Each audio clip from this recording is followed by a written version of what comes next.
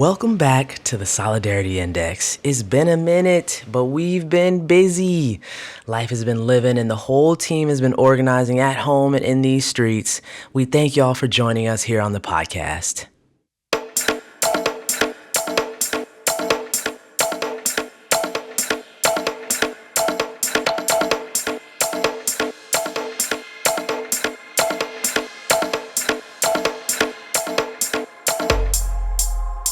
The truth is, no one of us can be free until everybody is free. No one of us can be free until everybody is free. I'm your host, Zahyr Lauren, and I'm excited to kick off season 2 with a conversation rooted in solidarity between South Africa, Palestine, Peru, and the Black struggle in the U.S. I was so honored to speak with South African artist, activist, and cultural worker Thania Petersen in a conversation hosted by Tania Aparicio, cultural sociologist, professor, arts administrator, and advocate. We talked Cape Town organizing for Palestine, art as an offering of love, overcoming the fear of speaking out, and how every ripple of an action births the movement of a wave.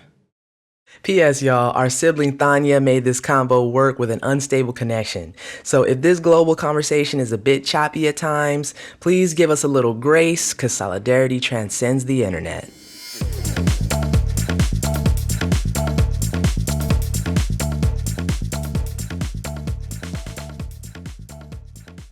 So at the beginning of our discussion, Thania shared a video demonstrating the beauty and breadth of the arts-based organizing work she's been doing with the Cape Town community.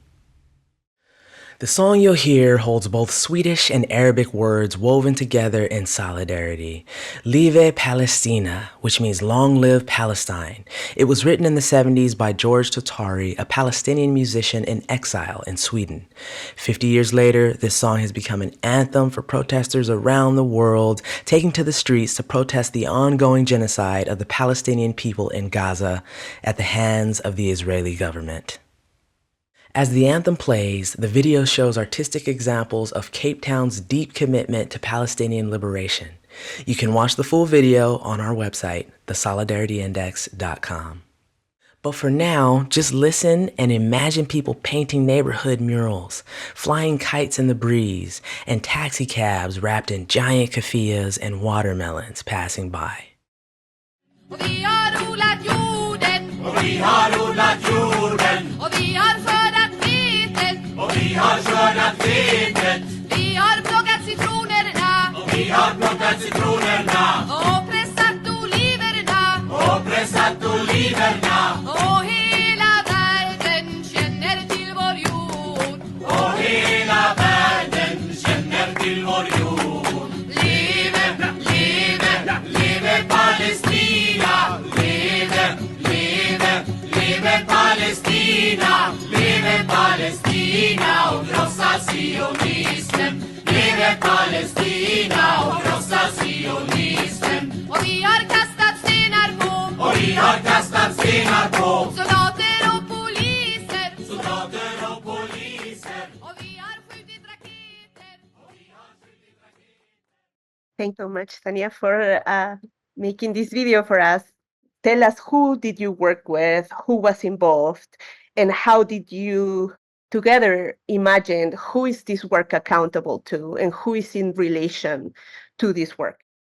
The entire Cape Town community. And it's not really done just by artists. So what's been happening in Cape Town is that artists mobilize ideas, but it's not artists who is actually creating the work. Neighborhoods have collectively come together. One person would buy the paint, another person would just quickly design a mural, and people would really just collectively work together in solidarity. But it has happened organically. And the reason being why in Cape Town it's so easy to mobilize these things is because art has always been a language of resistance within South Africa. It's not something that people think about. It's just something that it's a go-to. You know, as soon as there's a problem, everyone is going to be making a song. Everyone's going to be dancing. Everybody's neighbor is going to be in everybody else's neighbor's backyard, and people just start. No one does anything alone. There's WhatsApp groups for everything. So if you're a runner, you belong to a WhatsApp group of runners. If you're into diving, you belong in a WhatsApp group of divers. As soon as something happens, all these WhatsApp groups and whatever activities you're involved in gets mobilized. So, for instance, all the skaters then immediately will get together and start using every night that they would normally be skateboarding together, they would then dedicate that time into protesting for Palestine, but still doing what they would normally do together. And so it's very easy for artists then to intercept in these spaces and go to runners and say, can we make you t-shirts?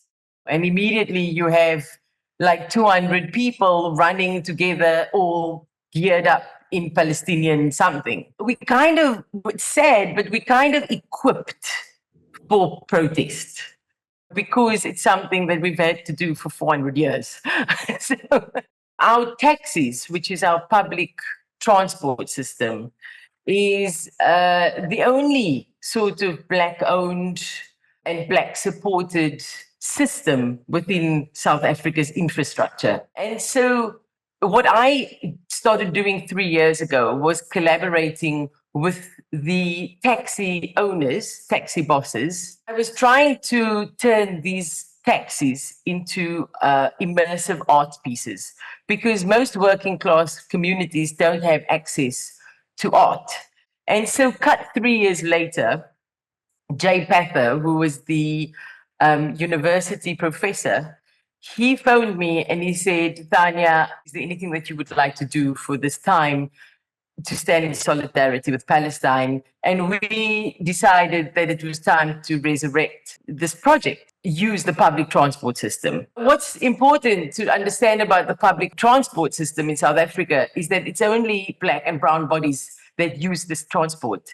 And what it needs to do is it needs to navigate through apartheid architecture. The only time that you still sort of find yourself in white areas is when these taxis bring you through into these white areas. So most Zionist communities, of course, live in white South African areas.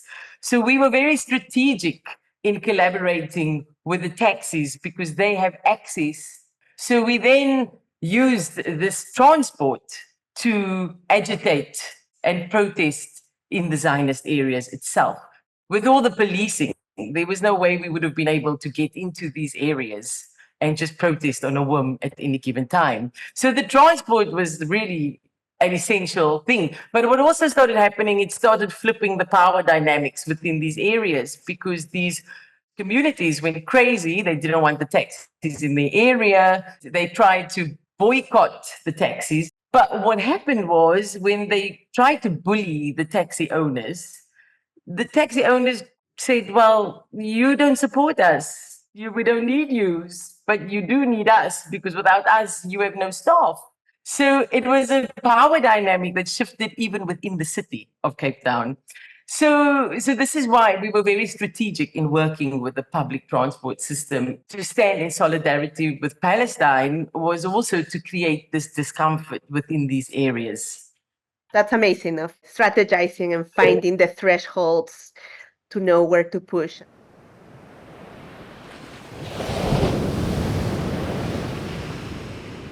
For me, I think the work comes from more a desire to support the people who are on the front lines as well as to build a visual community. And so I have Flowers for Palestine, which is the bandana that I'm wearing. And Flowers for Palestine is the second piece that I've done in honor of our Palestinian family members. The first was in, I think, 2016, and I had someone in community who I knew was going to Palestine. And I asked him to take that piece and give it to a family there. And so for me, that is folks who are on the front lines, folks who are being oppressed, as well as those who are putting their bodies on the line and taking risks to lift all of us from that oppression. Flowers for Palestine came to be, of course, in the most recent incidents that we're living through right now, the current genocide in Palestine. there are 3 flowers there. There's flowers for youth, flowers for the olive trees, and flowers for culture. It was originally on canvas. That canvas currently belongs to a congresswoman who fights for Palestine because, again, I felt like I wanted to give her an offering of love because we're watching people who are risking it all to fight for this cause. And I feel like very often those people are not the ones being held. And so part of the work is trying my best through the art to hold them. These were sold for donations to the Center for Constitutional Rights, who is suing the Biden administration for genocide in Palestine. And the goal with these bandanas was to raise $3,333, multiples of the symbol of unity, which is 1. And we were able to achieve that. But the purpose of that was so that community members could have access to this piece and use it in a similar way that the Panthers would, right? If you see the Black Panthers walking down the street, you know what time it is, you know what the ethos is, you know what the setting is behind that movement. My spirit just wanted to operate in a way where I could offer folks something where they could come into as a community, as well as go out into the world and talk about. And I remember you telling me that there was a point where you also were working through these friends, get these ideas back to their family back in Palestine. You sent this out, and I'm wondering what came back to you. Auntie actually went back to Palestine to check on her olive trees and got caught there when Israel started heavily bombing Gaza. Nothing that I create is going to solve any of these problems. But for someone to see that someone put the time and attention into this, to offer them something that may put a smile on their face or may adorn them or may keep them warm or something, and for them to also see that there's a community of people who are standing behind this visually as well, I think can mean something to somebody. Because again, we don't live, as particularly in the US, in a country where it's necessarily the safest to stand along Palestinians or to be Palestinian. So I think that as artists, there's always something we could do that is able to bring some goodness to someone in all of these situations. And that's always my intention. Those pieces about knowing what gifts we have to offer. And one of those is creating these connections of bringing us together through a bandana, through a painted bus. That is this constant reminder that this world that we're experiencing, that we're witnessing, that we're not alone, that there are others seeing it too. It is so important because the monopoly of cultural power that is held around pro-Israel propaganda, pro-Zionist propaganda, and the fact that ours comes from different places, from a place of having lived in bodies that have witnessed and experienced settler colonial violence, bodies that remember what that feels like, and making those connections, sending those signals to connect with that past, to connect not only with each other right now, but with these histories that we bring with us. You begin from this individual gesture that might feel like a drop. Every drop has ripples. Every drop of water makes an impact. And it's thinking about what the ripple is that is important. And that's what I'm hearing from you both, is that you found ways to create ripples for people who want to see that, who want to connect, and for people to feel love, to feel connection, and in some cases also discomfort, right? Because our actions are pushing back, are bringing Palestine into center, takes us out of our comfort zone, and takes people who don't want to think about Palestine out of their comfort zone, and that should be important. That should be also part of our work. I'm at a university that has become the front lines in a way of censorship for any type of Palestine solidarity. And in previous semesters, when I have taught solidarity with Palestine in my classes, I didn't have to think about it as much in terms of like what's at stake, what might I lose if I center my class around Palestine. In this work, have you found any sort of challenges? Who in a way came against it, or did you have to confront a bit of resistance, of censorship, of silencing in this work? In Cape Town, at the beginning, when things started, there was quite a lot of visible Zionist pushback in the city, especially at protests, and artists' work was getting ripped off walls. We haven't been receiving much pushback anymore. Even with the public transport, it happens very silently, but the drivers, the public transport drivers, have reported that they had been harassed on a couple of occasions, but bearing in mind that our public transport system is quite gangster, so people don't really mess with the taxi drivers because they're notorious on the road.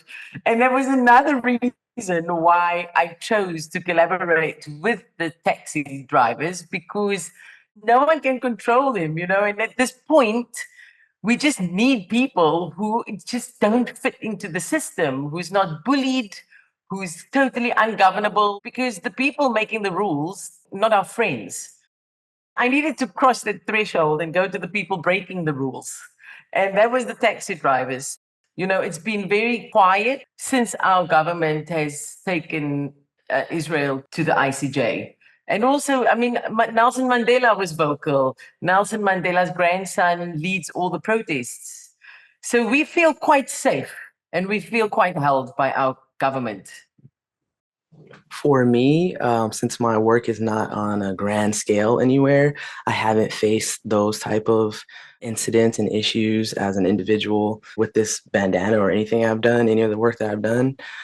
I do think that because of how vocal I've been on social media, I have been shadow banned. When I was trying to raise money, I used the Facebook advertising and stuff like that. All those got flagged and didn't get sent out. So, there's ways that, as you said before, our messaging as a village gets tamped down, and other messaging that is in opposition to our freedom gets elevated. And social media is one of those ways. So for me, that's the max of what I've had to face. I do worry sometimes that if there does come a moment where I do want to venture into institution, because of the way that I've taken a stand, that's not going to happen. I do my own thing and I don't depend on these people anyway as a Black American. As a Black American who speaks nothing on justice issues, we still have issues getting into these places by the nature of race. So for me, it's kind of one of those things where it's like I'm just gonna do what I want. Yeah. Yeah. Because my gallery is American, and so most of my sales and things happen in America. So I was harassed on social media by collectors. I mean, I was called anti-Semitic and I was accused of many things. And one collector went as far as giving me a whole history lesson. She took the time to write out like 3 essays. And I was threatened. I had sales cancelled and I had work returned to the gallery.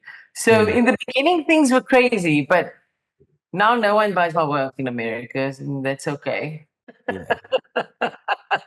I wanted to hear about this because as educators, as cultural workers, as artists who are workers, we are all directly or indirectly connected to institutions who hold power, who in many instances have ties to wealthy Zionists who use these institutions as extensions of their power. There are moments when we confront the reality that us pointing out what seems to be very clear that's happening might turn against us. And I think there's multiple ways to think about this.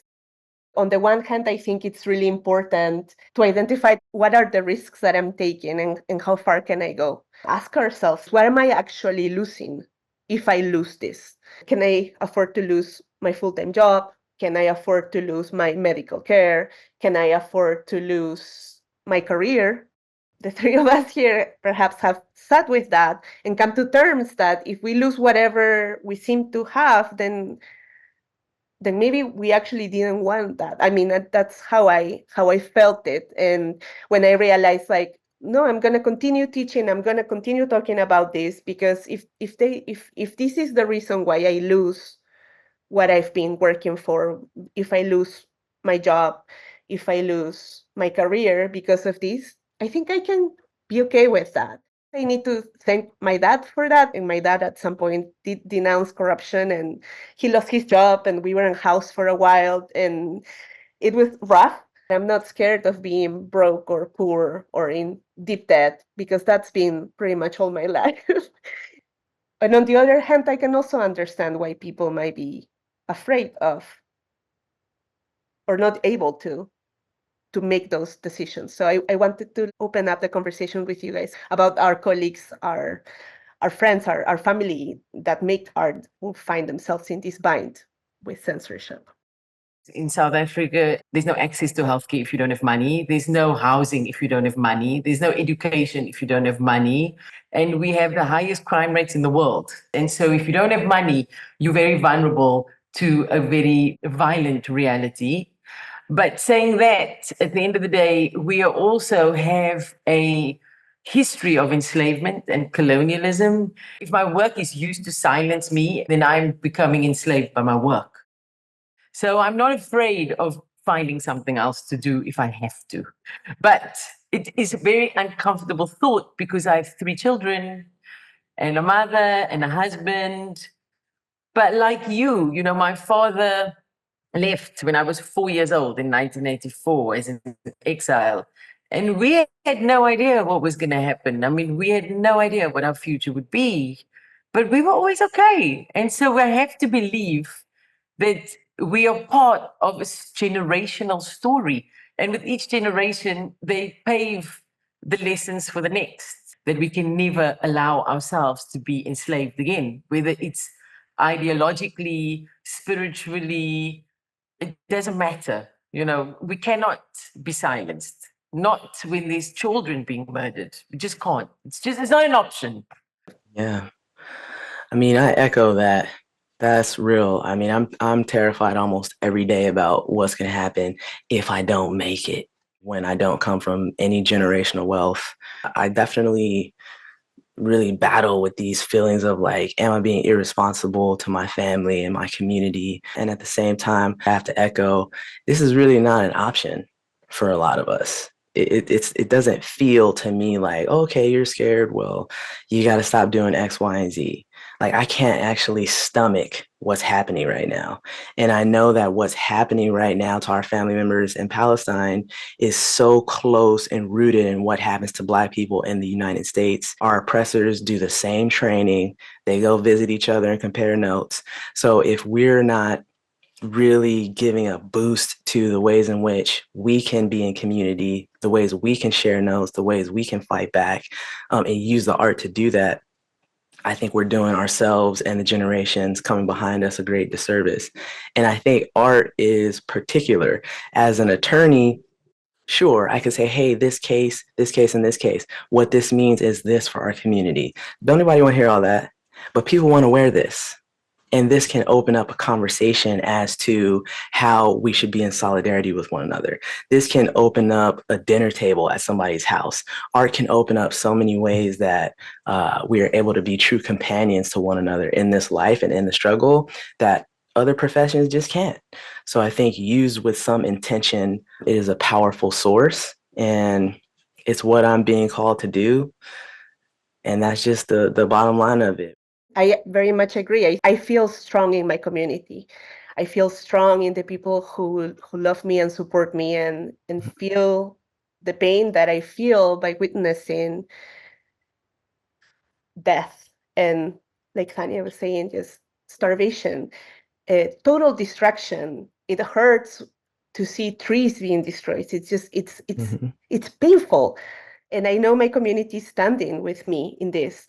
So to me, it's also a constant reminder that we need people in those institutions being critical. Yes, I also want to imagine an art world, or a world in which art brings us together, that are beyond and like outside of those institutions, that we are making art worlds constantly. And I want to keep reminding myself of that if there's not an institution that is housing me, that it's employing me, that I can still rely on those other art worlds, those multiple art worlds that exist around us, that we are sustaining, that we are nourishing, that we are the ones doing the work to make. And just a constant reminder and that grounding that if that art world doesn't want me, I will go and find with my community, my family, and I will continue doing the artwork that I've been doing so far and creating life there and creating strength and solidarity in those other spaces. When we are in relation with each other, when we are also accountable to each other, of continuing that work, even if at some point it might feel scary and risky, but that the work will continue, even if it's not in the shape that we thought was going to take. Yeah, that's the lesson I'm taking on right now. That's where I find my strength, and perhaps it's like a very particular way of understanding this, and that's where I find my strength to say, like, okay, if I lose my job, I think I will be okay.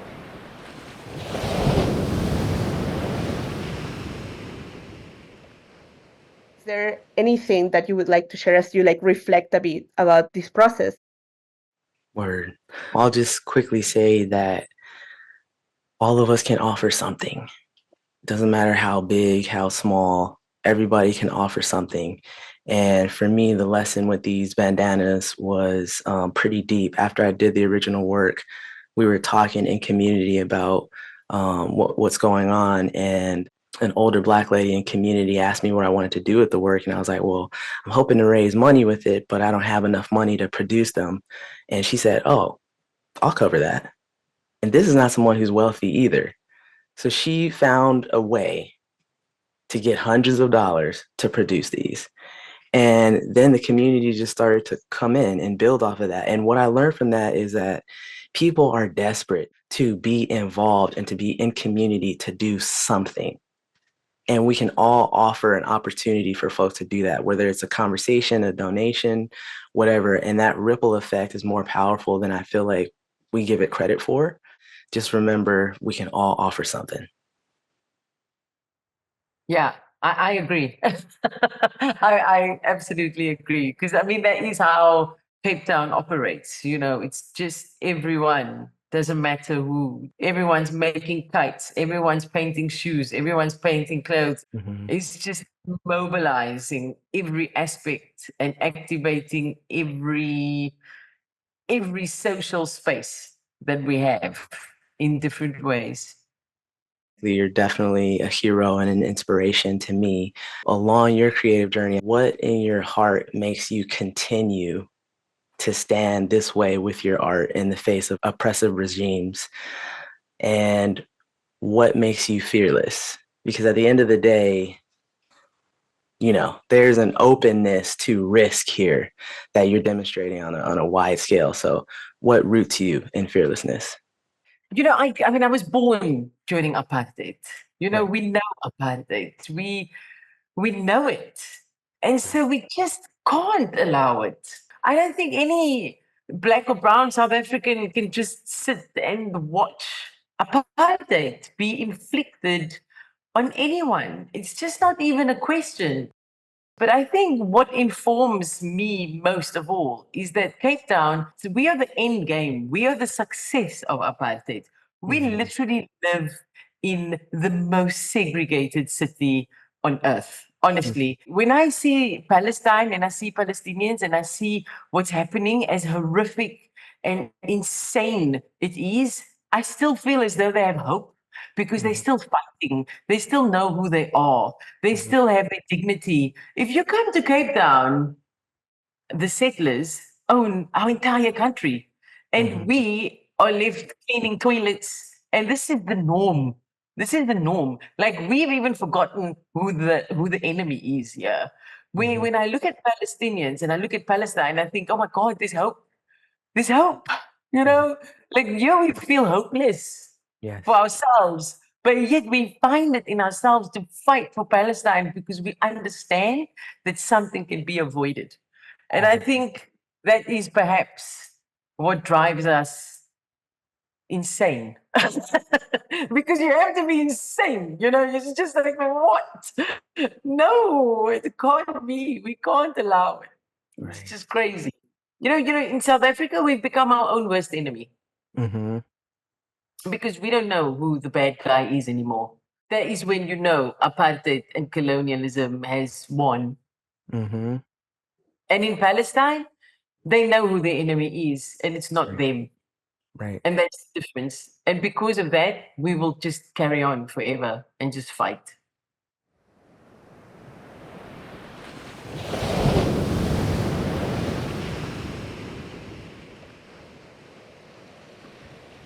Community can be the antidote to fear. Our gratitude to Thania Petersen and Tania Aparicio for sharing in this conversation. To CTHQ, Creative Time Headquarters, for generously making it possible, and to the Amplify Palestine Collective for organizing it with us. Communities of conscience are banding together. People around the world are lifting their voices and lending their talents to the movement for a more just society. Thanks for joining us as we launch this new season. We hope you tune in for the next episode of the Solidarity Index, featuring renowned astrologer and activist, Chani Nicholas.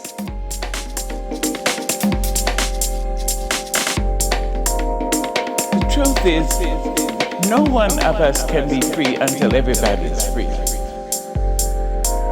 No one of us can be free until everybody is free. The Solidarity Index is an independent, bootstrapped podcast. So pull up on our website, thesolidarityindex.com. Help support by grabbing some of our merch that we just dropped with organic and recycled materials whenever possible. Every item is produced to order. I mean, let's be real, coffee tastes better in a Solidarity Index mug. You can also make a one-time or recurring donation, and you can get new episodes sent direct to your inbox by joining our mailing list. If you're enjoying our content, please let us know. You can email us at solidarityindex@gmail.com or tag us on Instagram at the Solidarity Index. This podcast is a production of State of Mind Media, created and produced by Jen Bell, Shalva Wise, Stina Hamlin, and yours truly, Zahyr Lauren. Audio editing and production by Stina Hamlin. Audio mix by Raquel Saldivar. Logo and identity design by Marwan Kabur. Art direction, website, and additional design by Jen Bell. Our theme song, Until Everybody is Free by Bella Cuts, is out everywhere you listen to music.